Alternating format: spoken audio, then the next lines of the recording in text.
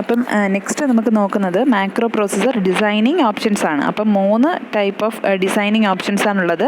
Recursive macro expansion, general purpose macro processor, then last one is macro processing with language translator. അപ്പം എന്താണ് macro പ്രോസസ്സറിനെ എങ്ങനെ എങ്ങനെയൊക്കെ design ചെയ്യാൻ പറ്റും എന്നുള്ളതാണ് നമ്മളിതിനകത്ത് ഡിസ്കസ് ചെയ്യുന്നത്. അപ്പം ഇതിനകത്ത് നമ്മളിപ്പോൾ നോക്കുന്നത് general purpose macro processor with language translator. അപ്പം ഒരു ജനറൽ പർപ്പസ് മാക്രോ പ്രോസസ്സർ എന്ന് പറഞ്ഞു കഴിഞ്ഞാൽ ജനറലായിട്ട് നമുക്കൊരു മാക്രോ പ്രോസസ്സറിന് ഡിസൈൻ ചെയ്യാൻ പറ്റും. നമ്മൾ ഈ മാക്രോ പ്രോസസ്സർ എന്തിനാണ് മെയിൻലി യൂസ് ചെയ്യുന്നതെന്ന് വെച്ച് കഴിഞ്ഞാൽ നമ്മളുടെ പ്രോഗ്രാമിൻ്റെ ഹെവിനെസ് റെഡ്യൂസ് ചെയ്യാനായിട്ട്. അപ്പോൾ അതായത് ഒരു പ്രോഗ്രാം എഴുതുന്ന സമയത്ത് ഒരു മാക്രോനെ കോൾ ചെയ്ത് കഴിഞ്ഞാൽ മാക്രോനെ മാത്രം സ്പെസിഫൈ ചെയ്ത് കഴിഞ്ഞാൽ ആ പ്രോഗ്രാം കമ്പൈൽ ചെയ്യുന്ന സമയത്ത് ആ കറസ്പോണ്ടിങ് മാക്രോനെ ആ കമ്പൈൽ ചെയ്യുന്ന സമയത്ത് അത് എക്സ്പാൻഡ് ചെയ്തോളും. നമ്മളുടെ പ്രോഗ്രാമർ അത്രയും പ്രോഗ്രാംസ് അല്ലെങ്കിൽ അത്രയും ഡീറ്റെയിൽസ് നമ്മളുടെ പ്രോഗ്രാമിൽ ഇൻക്ലൂഡ് ചെയ്യേണ്ട ആവശ്യമില്ല.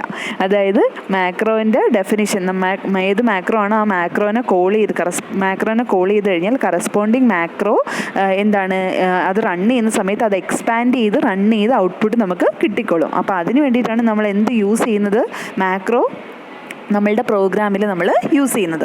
അപ്പം ഇത് ഓരോ പ്രോഗ്രാമിംഗ് ലാംഗ്വേജിനും ഓരോ മാക്രോ പ്രോസസ്സറാണ് നമ്മൾ ഡിസൈൻ ചെയ്യുന്നത്.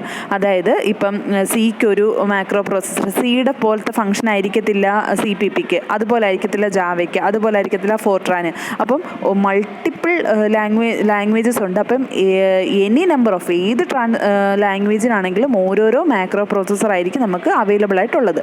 അതിന് പകരമായിട്ട് ഒരു ജനറലായിട്ട് ഒരു മാക്രോ പ്രോസസ്സറിനെ നമ്മൾ ഡിസൈൻ ചെയ്യുകയാണെങ്കിൽ ഏത് ലാംഗ്വേജിലും നമുക്ക് എന്ത് ചെയ്താൽ മതി, ഈ ഒരു സെറ്റ് ഓഫ് മാക്രോ പ്രോസസ്സർ അതിനൊരു ബേസിക് ഡിസൈൻ നമ്മൾ ചെയ്ത് വെക്കുകയാണെങ്കിൽ ഏത് ലാംഗ്വേജിൽ വേണമെങ്കിലും നമുക്ക് ഈ സെറ്റിനെ എടുത്തുകൊണ്ട് പോയി റൺ ചെയ്യിക്കാനായിട്ട് പറ്റണം. അപ്പോൾ അതിനെയാണ് നമ്മൾ എന്ത് പറയുന്നത്, ജനറൽ പർപ്പസ് മാക്രോ പ്രോസസ്സർ എന്ന് പറയുന്നത്.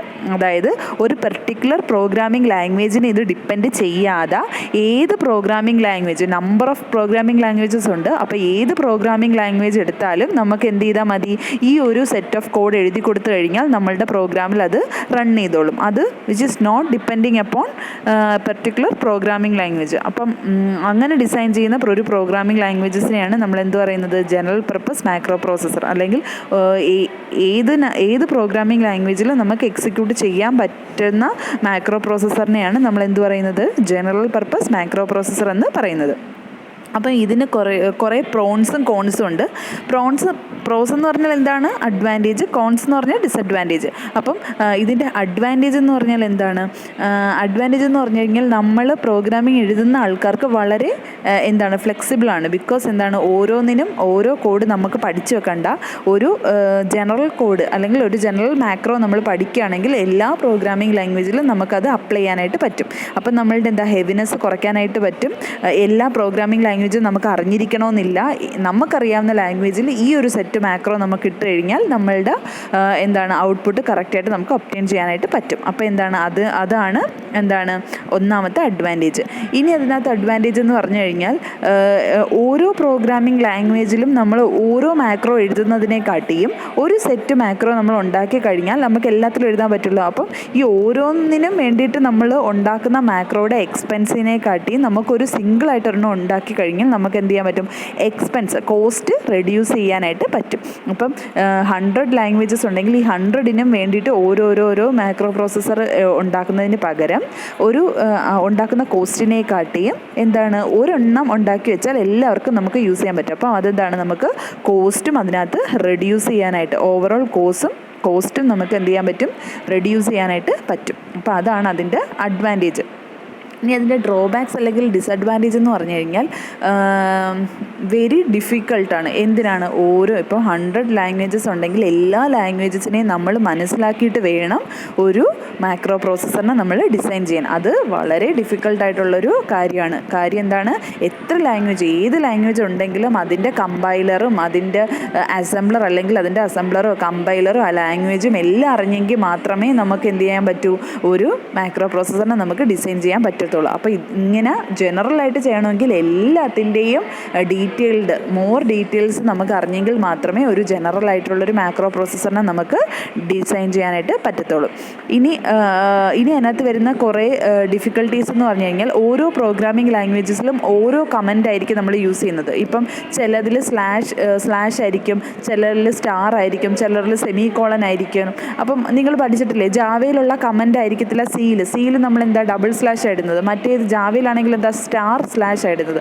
അപ്പം ഓരോ ലാംഗ്വേജിലും ഓരോ കമൻ്റ് ആയിരിക്കും. അപ്പോൾ എല്ലാ ലാംഗ്വേജിൻ്റെയും എല്ലാ കമൻസും നമ്മൾ അറിഞ്ഞിരിക്കണം. അത് വളരെ ഡിഫിക്കൽട്ടാണ്. സിമിലർലി നമ്മൾ എന്താ അതിൻ്റെ ബിഗിൻ എൻഡ് സ്റ്റേറ്റ്മെൻറ്റ്സ് ചിലത് ബിഗിൻ ചെയ്യുന്നത് എന്താണ് ഓപ്പൺ ബ്രേസൊക്കെ, സിയിലൊക്കെ ആണെങ്കിൽ ഓപ്പൺ ബ്രേസസ് കോൾ ബ്രേസസ് ആണ്, ഓപ്പൺ ബ്രേസസ് ക്ലോസ് ബ്രേസസ് ആണ്. ചില ബിഗിനും എൻഡും ആണ്. അപ്പം ഓരോന്നിൻ്റെയും ഓരോ സ്റ്റാർട്ടിങ്ങും എൻഡിങ്ങും ഡിഫറെൻ്റ് ആണ്. സിമിലർലി ഓരോ ടോക്കൺസ്, ഓരോ ലാംഗ്വേജിൽ യൂസ് ചെയ്യുന്ന ഐഡൻറ്റിഫയേഴ്സ്, കീവേഡ്സ്, ഓപ്പറേറ്റേഴ്സ്, അപ്പം അതെല്ലാം നമ്മൾ അറിഞ്ഞിരിക്കണം. പിന്നെന്താ, ഓരോ ലാംഗ്വേജിനും ഓരോ സിൻറ്റാക്സ് ആയിരിക്കും ഉള്ളത്. അപ്പം എല്ലാ ലാംഗ്വേജിൻ്റെ സിൻറ്റാക്സ് പറഞ്ഞെങ്കിൽ മാത്രമേ നമുക്ക് ഡിസൈൻ ചെയ്യാനായിട്ട് പറ്റത്തുള്ളൂ. അപ്പം ഇതൊക്കെയാണ് അതിൻ്റെ general purpose macro processor design ചെയ്യുമ്പോഴുള്ള ഡിസഡ്വാൻറ്റേജസ്. ക്ലിയർ ആയോ? അത് തന്നെയാണ് ഇവിടെ എക്സ്പ്ലെയിൻ ചെയ്യുന്നിരിക്കുന്നത്.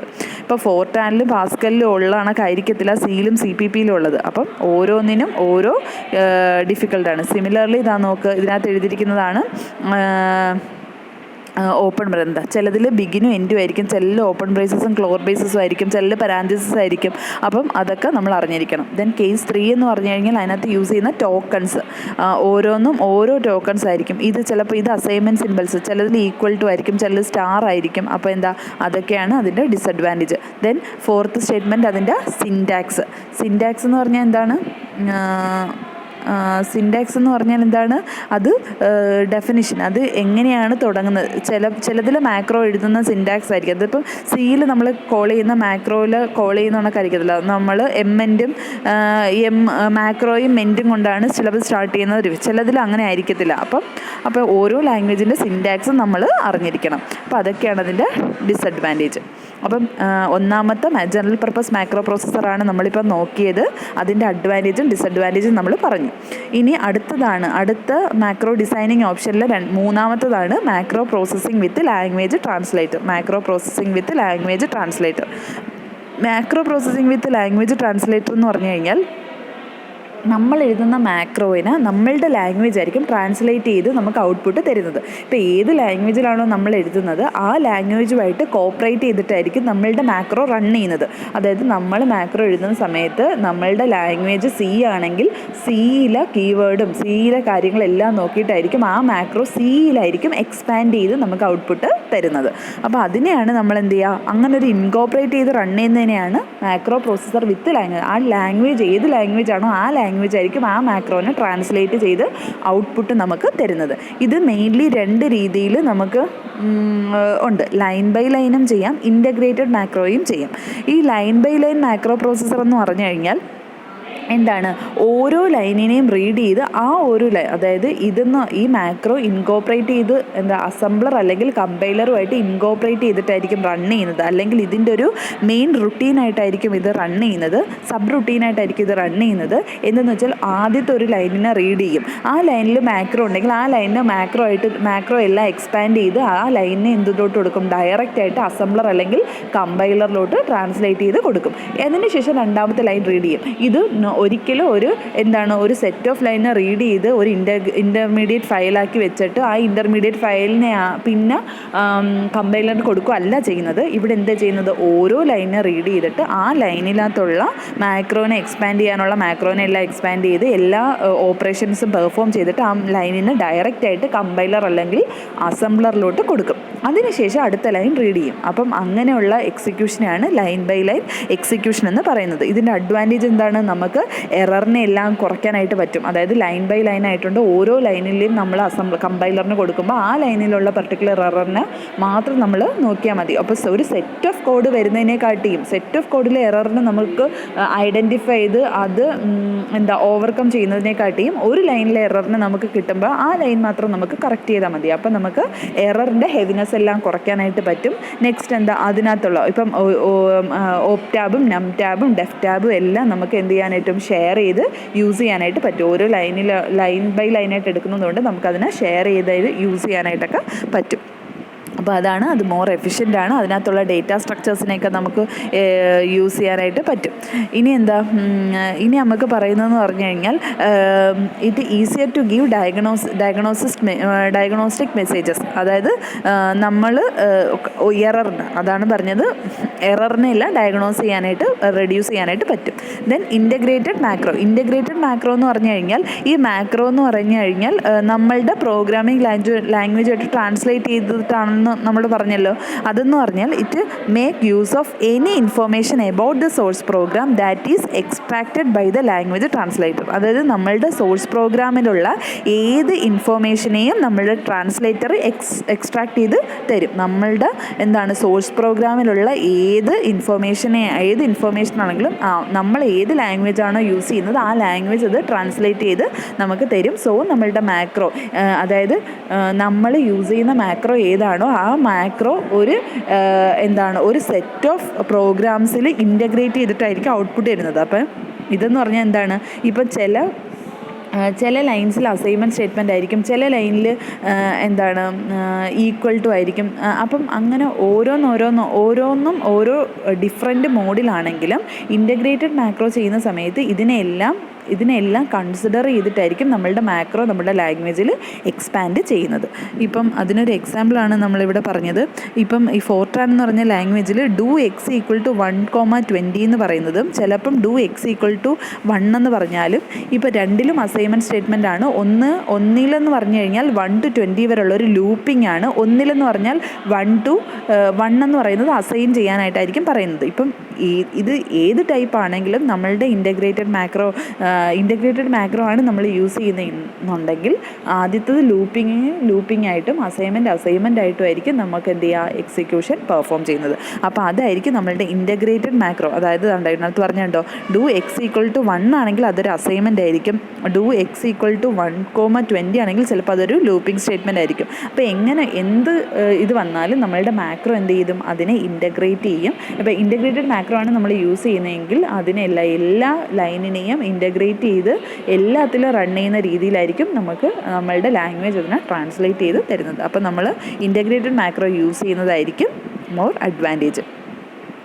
പിന്നെ എന്താണ്, അതിൻ്റെ കുറച്ച് ഡിസഡ്വാൻറ്റേജ് ഉണ്ട്. അതെന്ന് പറഞ്ഞു കഴിഞ്ഞാൽ ഡെവലപ്മെൻറ്റ് കോസ്റ്റ് ഹൈ ആയിരിക്കും. അതായത് ഓരോന്നിനും ഇൻ്റഗ്രേറ്റഡ് മാക്രോ എന്ന് പറഞ്ഞു കഴിഞ്ഞാൽ ഓരോ ലാംഗ്വേജിനും നമുക്ക് ജനറേറ്റ് ചെയ്യണ്ടേ. അപ്പോൾ അതിനുള്ള കോസ്റ്റ് വളരെ ഹൈ ആയിരിക്കും. അതുപോലെ തന്നെ വളരെ ലാർജറാണ്. അതായത് ഇൻ്റഗ്രേറ്റഡ് മാക്രോ എഴുതുന്ന സമയത്ത് എല്ലാ ലൈനും നമ്മൾ കൺസിഡർ ചെയ്യണം. സോ അതൊരു ലാർജും കോംപ്ലക്സിറ്റിയും കൂടുതലായിരിക്കും. അതുപോലെ തന്നെ ഇത് ലിമിറ്റഡ് മെമ്മറിയിൽ വർക്ക് ചെയ്യത്തില്ല.